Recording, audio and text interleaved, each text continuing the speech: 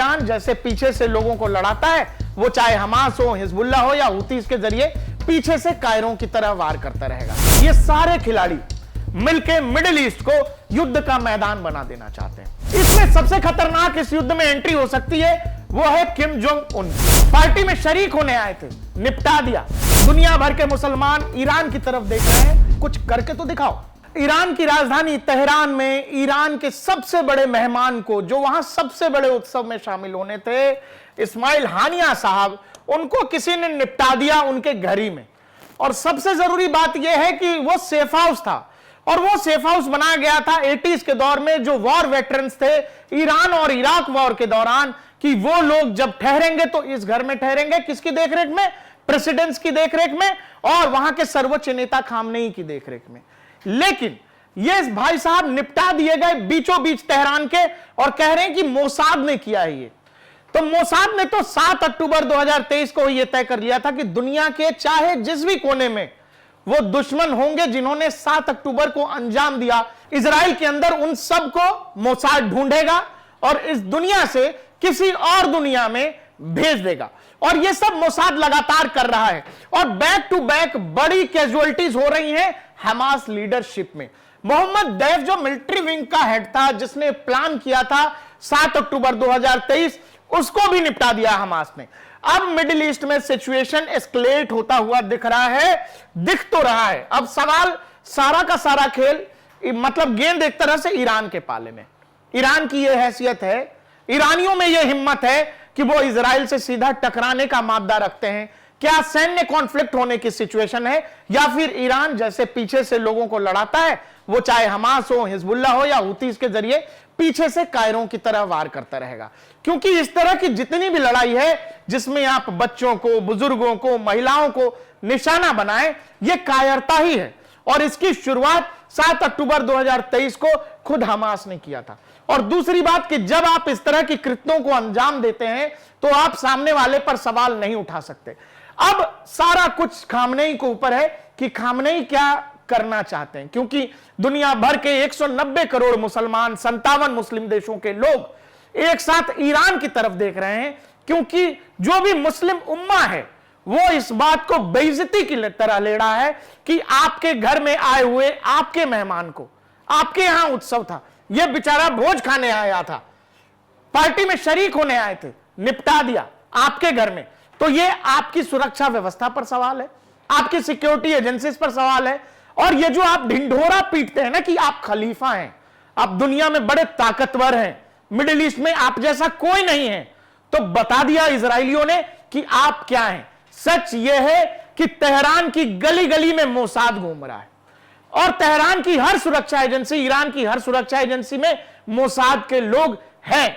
और उनको देख पाना, उनको जांच पाना, उनको फिल्टर कर पाना शायद ईरान के लिए बेहद मुश्किल है। और इसी का कारण है, सबसे बड़ा कारण, कि आज तक ईरान परमाणु ताकत नहीं बन सका।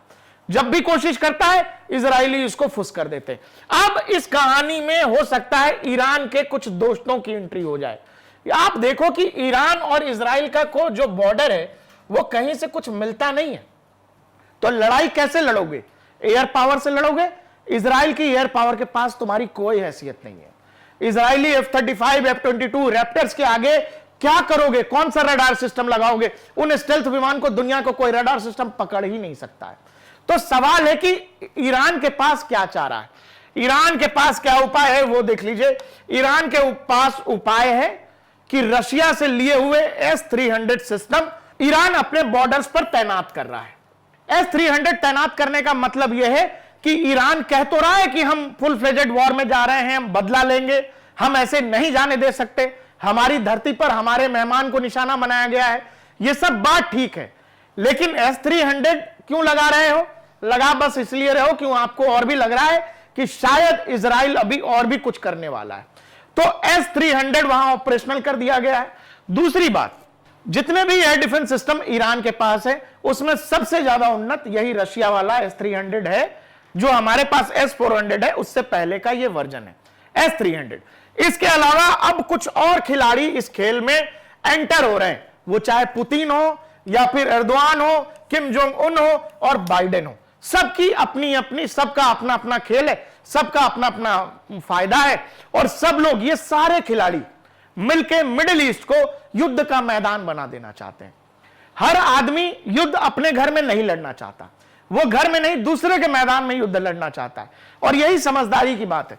अमेरिका ने कभी अपने घर में युद्ध नहीं लड़ा है। अमेरिका अपने घर से दूर दुनिया के अलग अलग हिस्सों में युद्ध लड़ता है, वो चाहे अफगानिस्तान का उदाहरण हो, मिडिल ईस्ट का उदाहरण हो, सीरिया, लीबिया, इराक, कहीं भी अपने घर में कभी नहीं लड़ा है।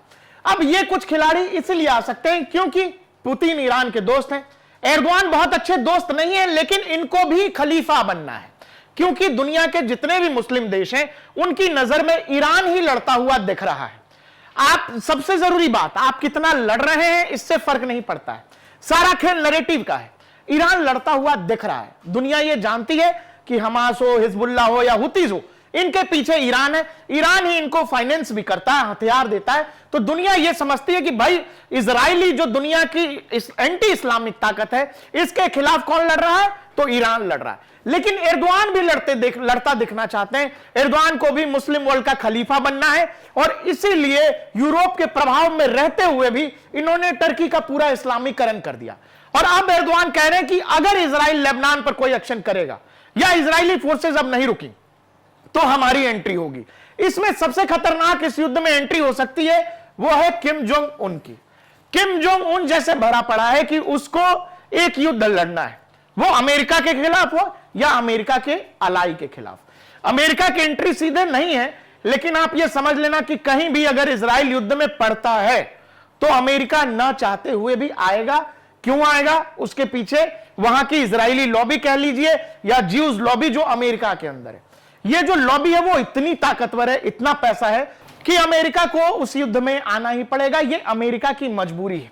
और एक और जरूरी बात, पुतिन पिछले 2 साल से यूक्रेन में परेशान है। पुतिन चाहते हैं कि मिडिल ईस्ट को इंगेज किया जाए और सेम समय पे ये भी चाहते हैं कि मिडिल ईस्ट को अभी शांत रखा जाए जब तक अमेरिका के चुनाव नहीं हो जाते तब तक। लेकिन अगर आप डेमोक्रेट्स अमेरिकी राजनीति के हिसाब से देखेंगे अगर मिडिल ईस्ट का सिचुएशन, तो ये वाला सिचुएशन बाइडेन को सूट कर रहा है।